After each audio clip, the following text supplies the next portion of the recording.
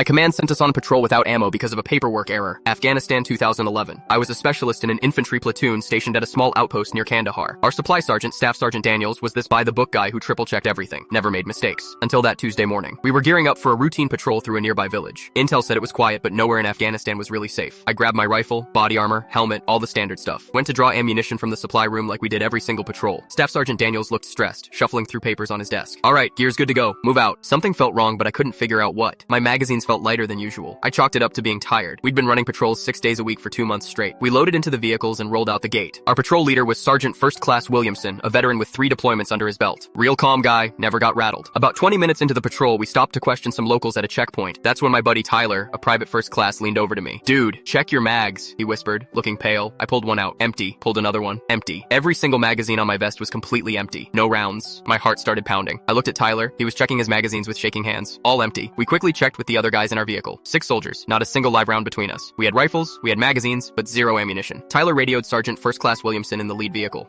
Sergeant, we got a problem back here. We might need to RTB. What kind of problem? Long pause. Tyler looked at me, then keyed the radio. We don't have any ammo, Sergeant. None of us. The radio went silent for what felt like forever. Then Williamson's voice came back, real quiet. Say again? No ammunition, Sergeant. The magazines are empty. Another long silence. Then Williamson checked his own squad. Same thing. 12 soldiers on patrol in hostile territory with empty rifles. The convoy stopped immediately. We pulled into a defensive position, every guy scanning for threats while knowing we couldn't do anything if someone actually attacked. I've never felt so exposed in my life. Williamson called back to base. Explained the situation to our company commander, Captain Hayes. The radio went dead silent on the other end. Not even static. Just complete silence for at least 30 seconds. Finally, Captain Hayes responded. His voice was so calm it was terrifying. Return to base immediately. Full speed. I'm calling for air cover. The drive back felt like the longest 20 minutes of my life. Every bump in the road could have been an IED. Every person we passed could have been an enemy fighter. And we had absolutely no way to defend ourselves. When we pulled through the gate, Captain Hayes was standing there waiting. His face was completely blank. No anger, no expression at all. Just silence. He walked up to Williamson. Conference room. Now, bring your squad leaders. Staff Sergeant Daniels was already in the conference room when they arrived, looking like he wanted to disappear into the floor. Turned out there'd been a mix-up with ammunition requisition forms. The ammo we thought we'd drawn had actually been allocated to a different unit. Nobody caught the error because Daniels had assumed the supply clerk had loaded our magazines like always. That silence from Captain Hayes lasted through a 2-hour investigation. He barely spoke, just let everyone explain what happened while he took notes. The quiet was worse than any screaming would have been. Finally, he spoke. Here's what's going to happen. Every single patrol from now on, squad leaders personally verify ammunition before leaving the wire. Every magazine gets physically checked. I don't care if it takes an extra 30 minutes. We're never doing this again. Then he looked at Daniels. You're the best supply sergeant I've ever worked with. That's why this terrifies me. If you can make this mistake, anyone can. No Article 15, no formal punishment, just a complete overhaul of our supply procedures that probably saved lives down the line. But I'll never forget that silence, knowing we'd been out there completely defenseless and nobody had noticed until it was almost too late.